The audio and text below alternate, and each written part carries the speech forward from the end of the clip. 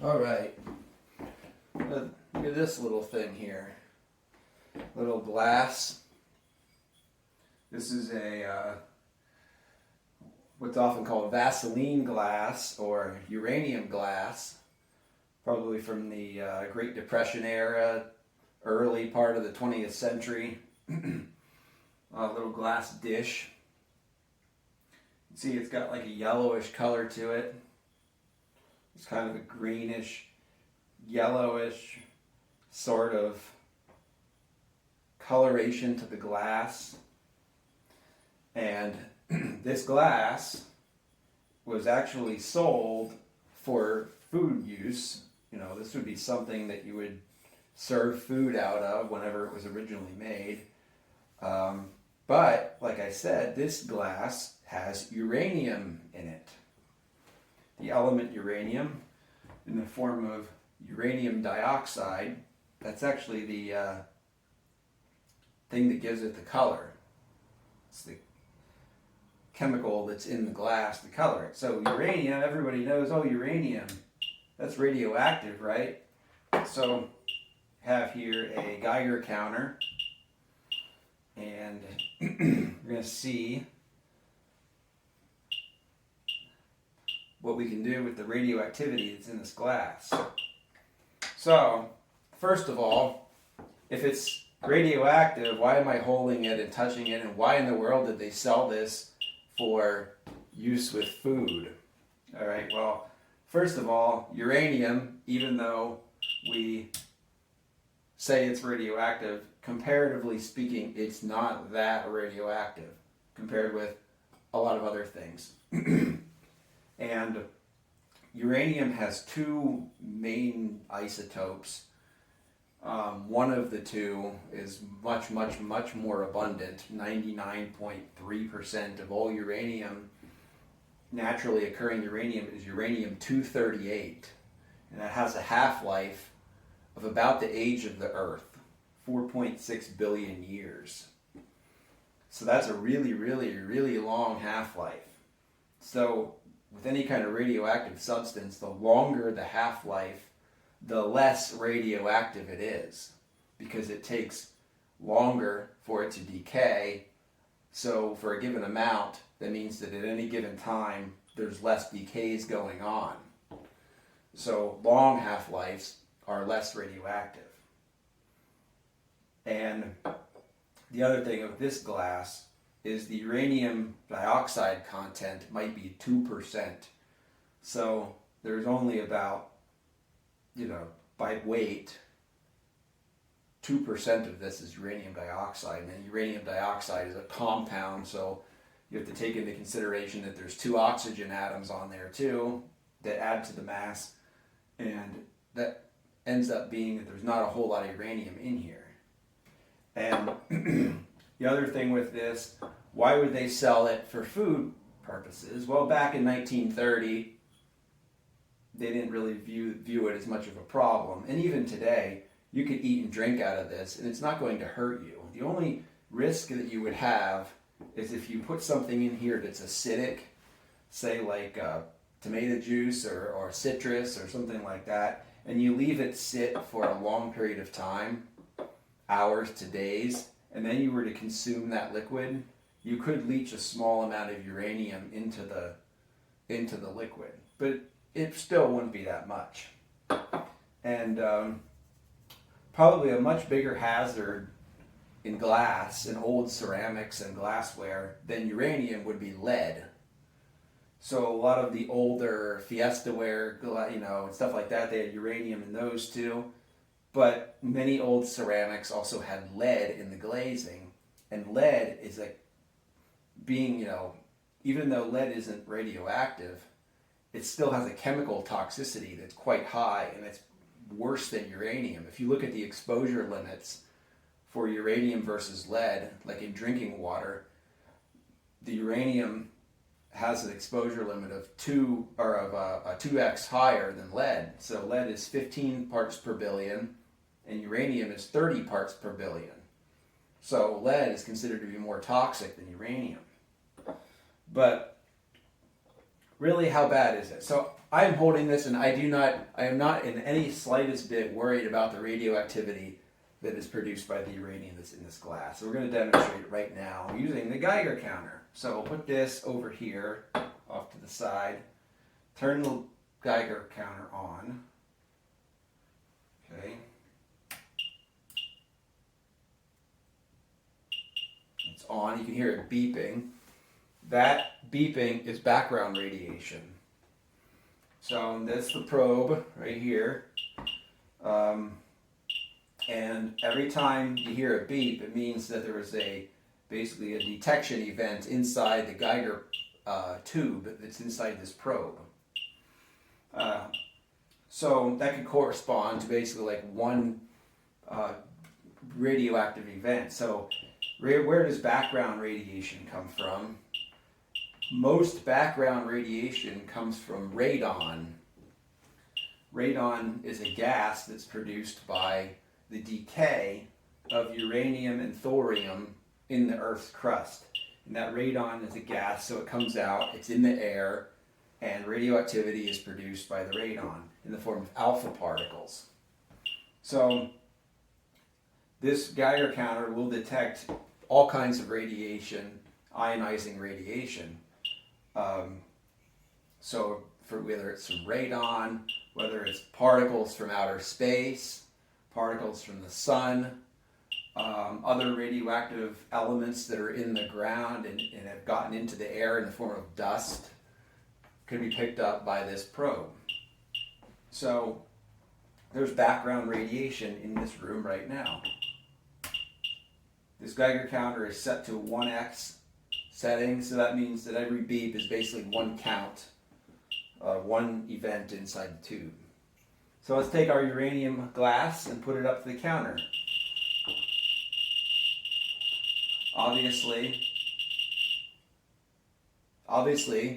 it makes it do something.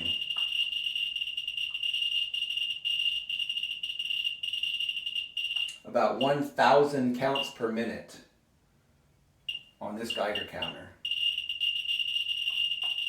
Okay, so it's radioactive quite clearly. But this Geiger counter has a range of up to 1,000x. So even though it sounds pretty bad, oh my God, it's radioactive, we're all going to die. No. This thing is only working at the very, very low end of its measurement range.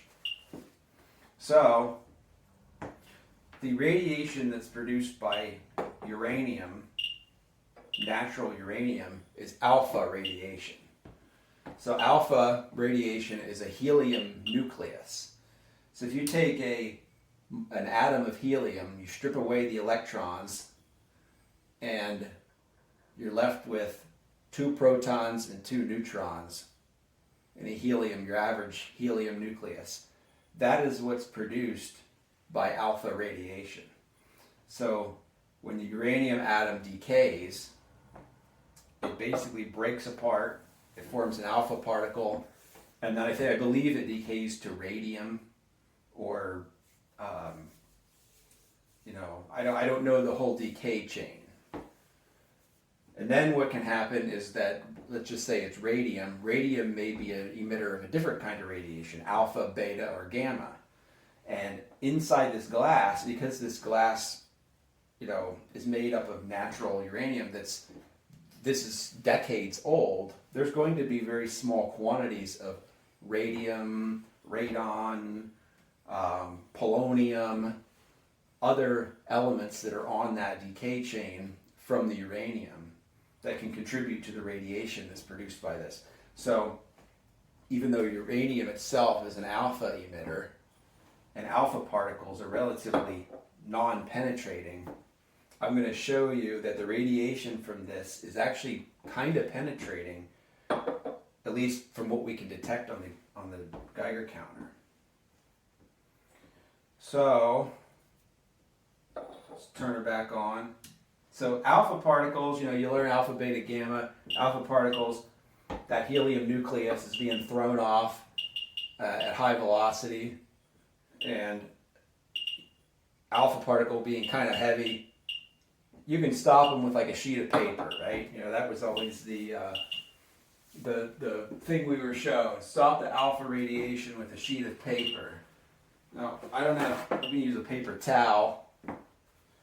It's kind of porous. I can see through that. I can tell you alpha particles are going to find their way, probably find their way through that. I don't know. Well, let's just take a paper towel and fold it over a few times and see what we can do with our detector. Okay. So radiation from that glass is making its way through the paper towel.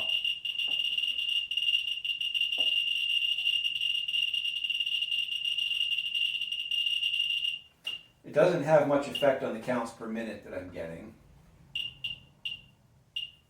So our alpha particles and other radiations are able to go through this paper towel. Take a piece of plastic, a lid from a dish.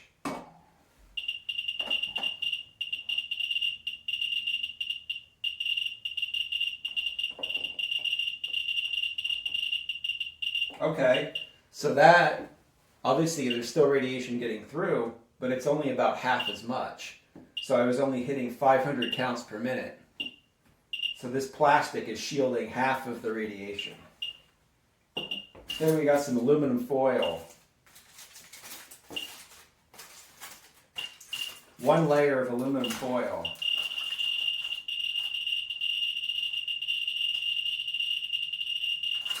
Is doing absolutely nothing. Okay. Let's fold the aluminum foil over for 8 times. 8x layers of aluminum foil. Make sure it's flat so that it is the right distance from the glass.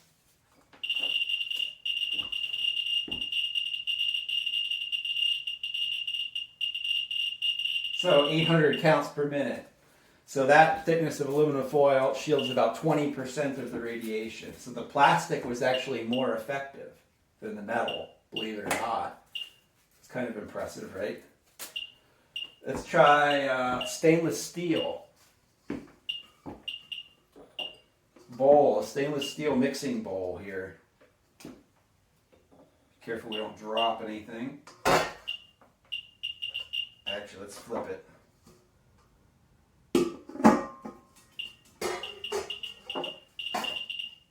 There we go, all right.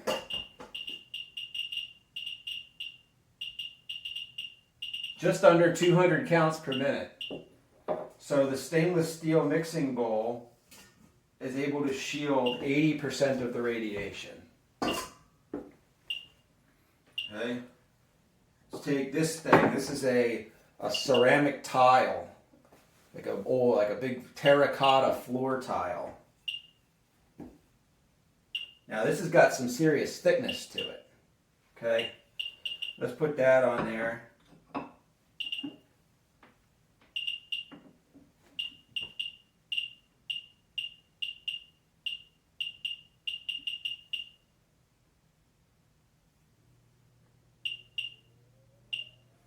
Barely above background. Okay, now let's take this thing off, put it over here, and let's just test the tile by itself.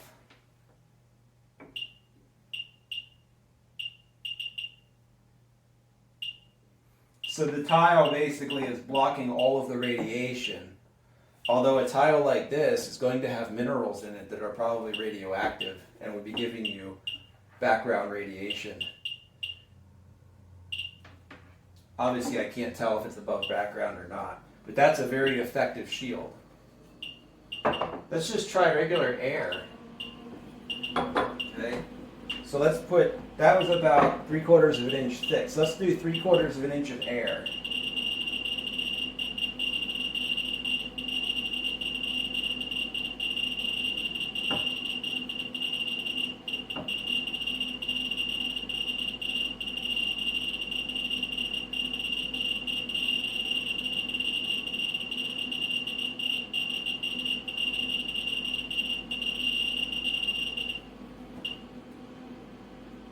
Three-quarters of an inch of air blocks maybe 90% of the radiation. I had about 900 counts per minute. Not much worse than the aluminum foil. Let's do a hand.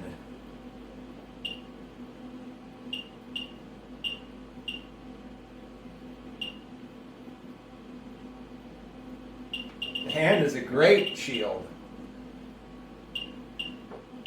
Above the hand, it's background levels. What in the world could be in a hand that would be such a good shield of radiation? Huh. Alright, here's a plastic thing. Put that on there. Let's measure above that.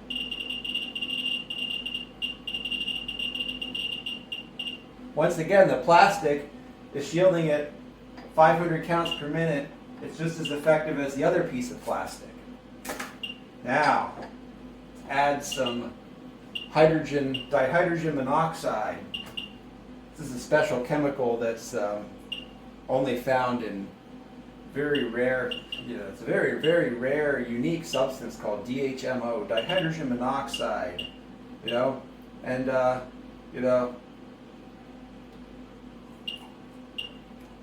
it's even safe to drink. DHMO. Let's see how good it is at shielding the radiation.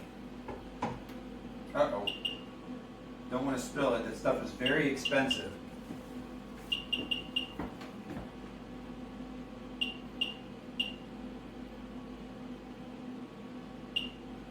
Anything?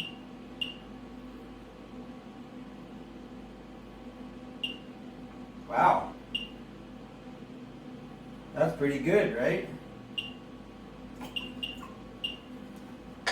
Get rid of the DHMO. And the radiation's back. As crazy as it sounds, this is the same stuff that's in the hand. Human body is 60 to 70% dihydrogen monoxide. Hence the reason it works so well for shielding radiation. So water works well, obviously. So we got brick, ceramic, we got water, we got plastic, we got stainless steel, we've got aluminum foil, paper towel, got a human hand. Now, it's hard to really say. Let's try to fill this up and only put about 1/8 of an inch of water in here.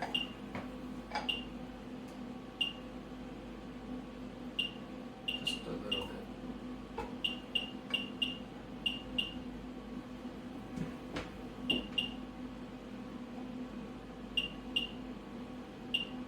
Oh, damn. Just that little bit of water. Try to leak a little bit else, water out. Is enough to shield it.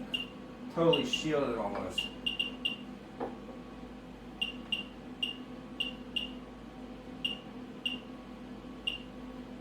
Nothing.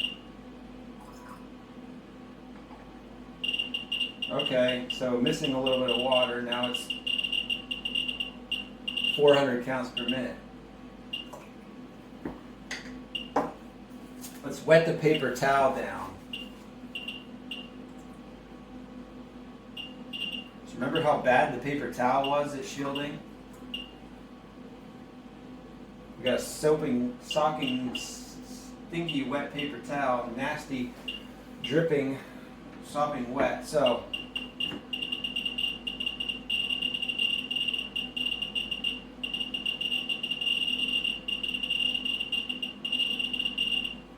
.600 counts per minute. So, just wetting the paper towel down makes it 40% shielded. It shields 40% of the radiation versus effectively 0 when it was dry. So our wet, nasty, dripping paper towel, fold it over a little bit.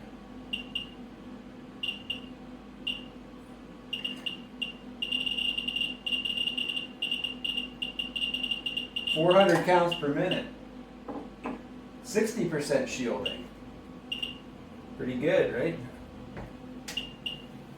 So that's just common household materials. And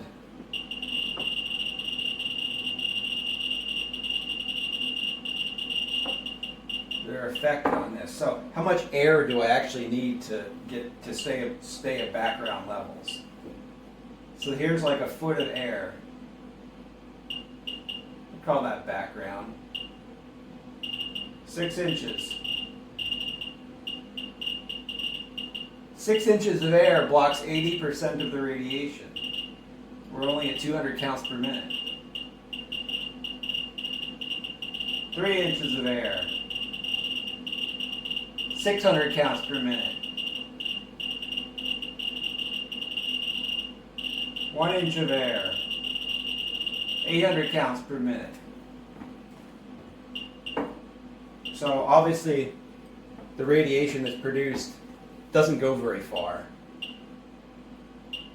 Six inches to a foot of air is enough to block it. So just standing here right now, that is effectively non-existent, radiation-wise, to me, because the air is in between us. And also, you can see the directionality of this probe. Like if I have it not facing the item, the cup, I don't really pick anything up. Even the material of this probe, I think this is a thick aluminum, sounds like aluminum, blocks the radiation entirely.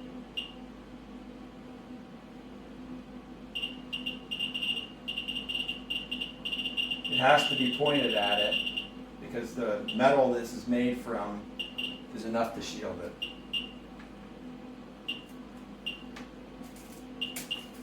But this thin aluminum foil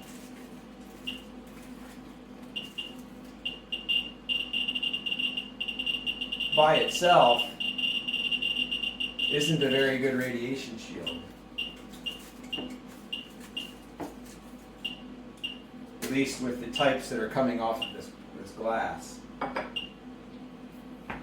So that's a little demonstration. Like I said, uranium itself is an alpha emitter, very low penetrating, but definitely not something you want to be ingesting. Then there's also beta emitters, tritium, radium, I don't know the other ones. Gamma emitters. I don't know if there's any gamma emitters on the uranium decay chain or not, but you can look it up. Gamma rays will penetrate very thick materials. Like if we had a gamma emitter, we could definitely go through this material here. We would need a much thicker shield for gamma rays.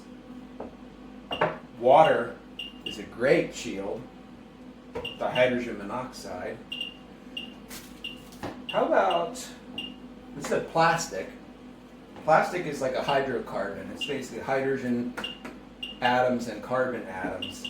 And that blocked, these plastics here, it blocked about half the radiation. These are also uranium glass, these salt shakers.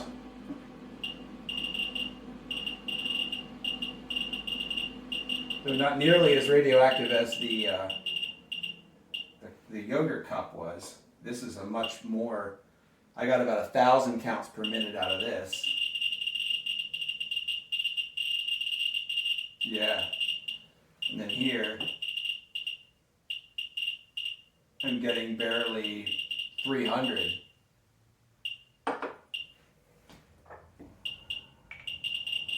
So even though this is still uranium glass, it's not as radioactive as the other glass is.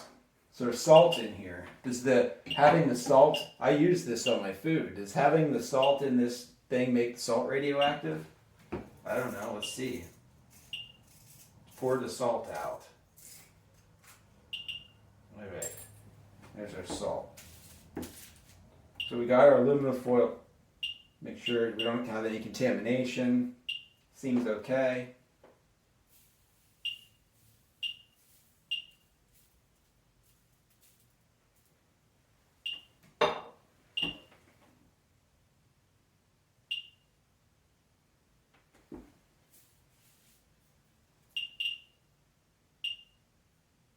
I don't think it makes the salt radioactive. No, nothing above background from the salt itself. So it's safe to continue using the salt. You're not going to get exposed to radioactivity by eating this salt.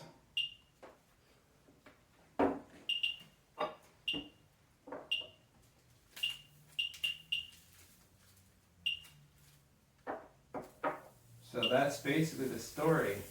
And stuff like this isn't sold anymore because, like I said, if you put something acidic in here and left it sit, you know, if I made tomato soup and put it in here, put it in the fridge, covered it up, left it sit for a week, and then came back and ate the soup out of the cup, after a week sitting in the uranium glass, you could leach small amounts of uranium out of the glass. It's the same reason that we don't use lead in food